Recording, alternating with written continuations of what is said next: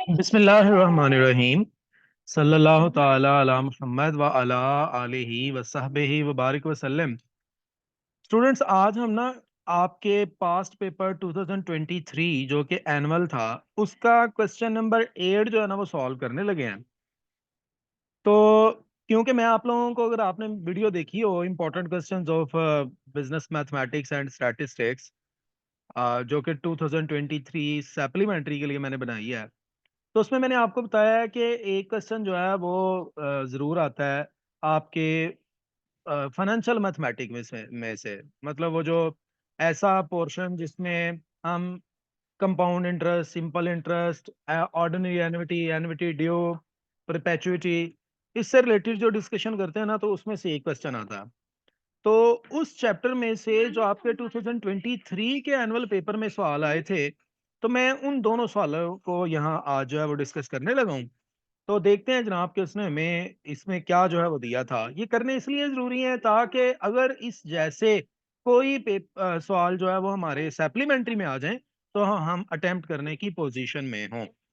तो जनाब अली, सवाल कुछ यूं है, कहता है how long will it take, कितना टाइम लगेगा। हमसे एन पूछ रहा है, how long will it take, कितना टाइम लगेगा फॉर 20,250, 20,250 के को अमाउंट टू 30,500। कहता है बताओ कितना टाइम लगेगा कि 20,250 जो है वो 30,500 हो जाए। किस रेट ऑफ इंटरेस्ट पर? 10.5% रेट ऑफ इंटरेस्ट पर। तो उसने हमें इस क्वेश्चन में क्या क्या दिया है जनाब? उसने हमें दिया है ये जो 20,250 है ना, ये प्रिंसिपल अमाउंट है। प्रिंसिपल अमाउंट उस रकम को कहते हैं जो हम बैंक में जमा करवाएं और उसके ऊपर बैंक फिर हमें सूद दे, तो वो प्रिंसिपल अमाउंट है। तो प्रिंसिपल हमारी अमाउंट ये है।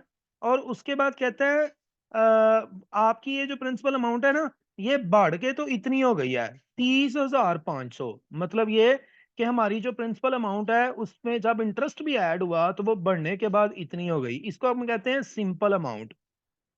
प्रिंसिपल अमाउंट में और सिंपल अमाउंट में एक बुनियादी सा फर्क ये है कि प्रिंसिपल अमाउंट हमेशा छोटी होगी और जो सिंपल अमाउंट है ना वो हमेशा बड़ी होगी, जिसको ऐसे शो करते हैं। क्यों सर? क्योंकि भाई सिंपल अमाउंट के अंदर इंटरेस्ट भी शामिल होता है और प्रिंसिपल अमाउंट भी शामिल होती है, दोनों मिलके जो है वो सिंपल अमाउंट बनती है। तो कह रहा है अगर आपको 10.5% रेट ऑफ इंटरेस्ट मिले तो आपकी जो 20,250 वाली रकम है वो बढ़ के तो हो जाए जनाब 30,500। तो बताओ इसके लिए टाइम कितना चाहिए, हाउ लॉन्ग, कितना टाइम चाहिए। तो आप जरा सब बेटा मुझे ये अमाउंट बताइएगा ताकि हम इसको सॉल्व कर सकें वाइट बोर्ड के ऊपर। जी जनाब, ये आपके सामने व्हाइट बोर्ड है। तो यहाँ हम अमाउंट्स लिख लेते हैं उसने जो जो हमें दी हैं। उसने हमें दी है प्रिंसिपल अमाउंट, उसने हमें प्रिंसिपल अमाउंट दी है। प्रिंसिपल अमाउंट उसने हमें दी है जनाब 20,250। साथ में उसने हमें दी है सिंपल अमाउंट, जिसको हम ऐसे शो करते हैं, वो है 30,500। और जो रेट ऑफ इंटरेस्ट उसने हमें दिया है वो उसने दिया है 10.5%। और हमें कह रहा है how long will it take, कितना टाइम लगेगा। तो हमने जो है वो टाइम मालूम करना है। तो बिल्कुल जी यही वाली सारी इंफॉर्मेशन है जो हम वहां लिख चुके हैं। तो ले जी अब हम इसको सॉल्व करते हैं। बेटा हम लोग ना सिंपल अमाउंट और सिंपल इंटरेस्ट वाले टॉपिक के अंदर दो जो है वो फार्मूलाज पढ़ते हैं। मैं आपको अलग से यहाँ इसलिए लिख के दे रहा हूँ ताकि चलें ये सवाल सीखने से आपको कुछ ना हो जाए अपने इस टॉपिक की। जनाब हम एक फार्मूला पढ़ते हैं सिंपल इंटरेस्ट का, जिसको आई से शो करते हैं, कैपिटल आई से। और simple interest is equal to P multiply by I multiply by N. और सिंपल अमाउंट का फार्मूला है P into 1 + i multiply by N. ठीक है जी। तो ये हमारे पास फार्मूला है। अब हमने इन दो फार्मूलाज में से कौन सा फार्मूला यहाँ यूज करना है? तो भाई अकॉर्डिंग टू सिचुएशन आप चेक करें आपके पास इंफॉर्मेशन कैसी दी गई है, जैसी इंफॉर्मेशन है वैसा फार्मूला लगा दें। तो हमारे पास इंफॉर्मेशन जो है वो सिंपल अमाउंट वाली है, सो हम फार्मूला सिंपल अमाउंट वाला लगाएंगे, P into 1 + I multiply bye N। तो आपके पास सिंपल अमाउंट जो है वो है 30,500। प्रिंसिपल अमाउंट जो है वो आपके पास है जनाब 20,250 इंटू 1 + I हमारे पास है 10%, तो हमने 10.5% परसेंटेज खत्म करनी है। तो हमारे पास जो है वो आ जाएगा 0.105, 0.105। तो हमने ये, क्योंकि हमने इसको डिवाइडेड बाय 100 किया होता है, तो इसलिए हमारी परसेंटेज जो है वो खत्म हो जाती है। तो जनाब हम जो है वो अब यहाँ पर लिखेंगे 0.105 और मल्टीप्लाई बाय n, ये हमें पता नहीं है। अब मेरा बेटा ये देखिए, ये सबसे पहले तो ये इधर मल्टीप्लाई हो रहा है, इधर आके ये डिवाइड हो जाएगा। 30500 divided by 20250 is equal to 1 plus 0.105 multiply by n।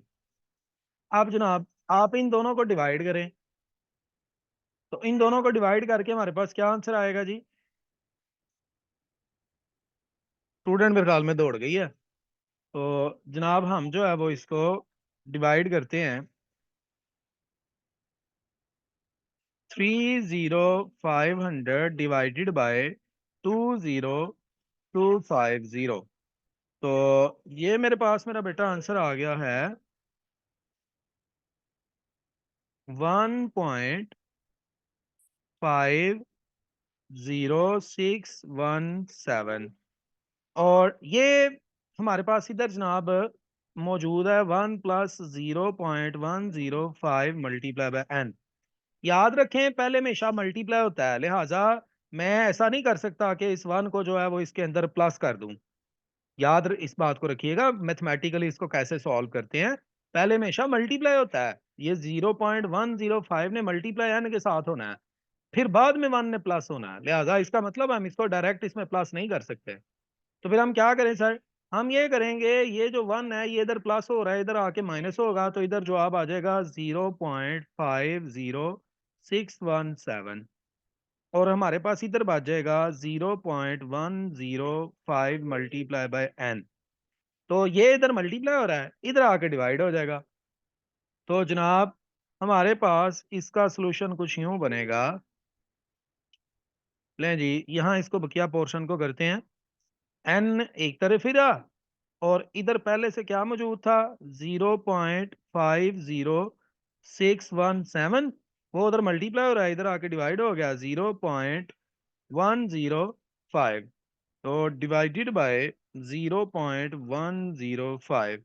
तो हमारे पास मेरा बेटा आंसर आया है 14.344 n। तो मतलब इसको अगर हम राउंड करें तो ये हमारे पास आप यूं कह सकते हैं कि 14 साल और साथ में 0.34 जो है वो मंथ है। ठीक है जी, ये हमारे पास इसका सलूशन है।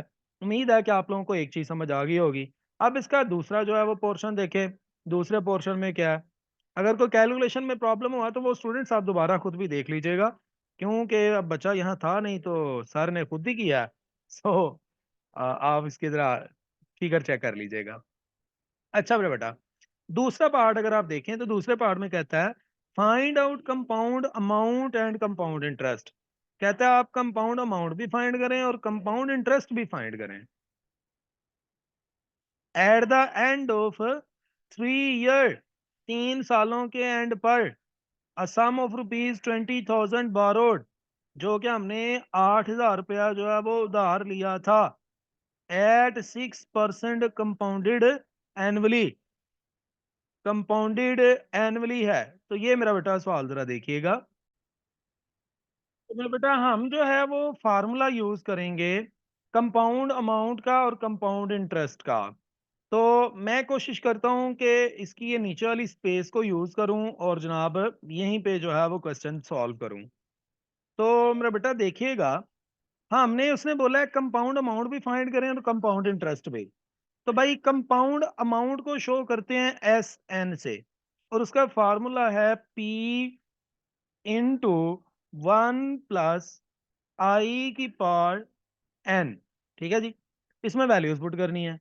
पी हमारे पास है प्रिंसिपल अमाउंट जो कि है 20,000 इंटू 1 + आई।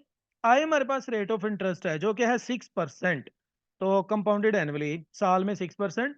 परसेंटेज क्योंकि हमने खत्म करके लिखना होता है, डिवाइडेड बाय 100 करें तो वो आ जाएगा 0.06। और एन हमने लेना है number of year. Number of year देखें उसने बोला हुआ है 3 ईयर है, तो यहाँ आएगा 3।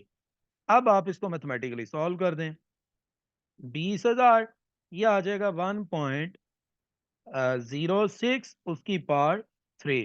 तो आपने पहले कैलकुलेटर के ऊपर पावर लेनी है 1.06 की।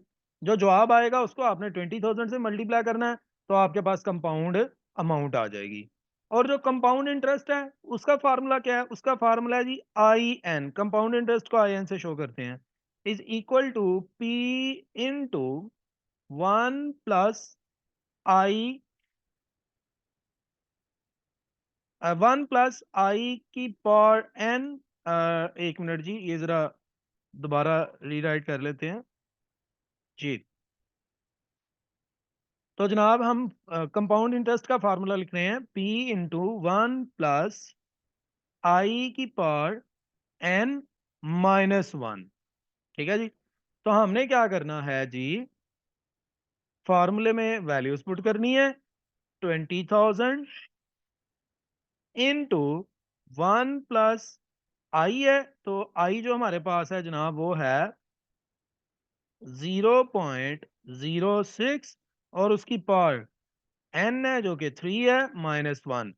अब करना क्या है, पहले ब्रैकेट को सॉल्व करना है, छोटे वाली को। हमने 1 + 0.06 किया, तो हमारे पास आ गया जनाब 20,000 इंटू 1.06 उसकी पावर 3। तो पहले आप कैलकुलेटर पे पावर 3 लें। जब ले लें तो जो जवाब आए उसमें से 1 को माइनस करें। 1 को माइनस करके जो आंसर आए उसको आपने 20,000 से मल्टीप्लाई करना है, तो ये आपका क्वेश्चन सॉल्व हो जाएगा। आने वाली क्लास में इंशाल्लाह हम जो है वो ये अपनी जो बकिया पास्ट पेपर्स के क्वेश्चन हैं उनको भी सॉल्व करने की कोशिश करेंगे, ताकि इन जैसा अगर कोई क्वेश्चन रिपीट हो तो वो हमें आता हो।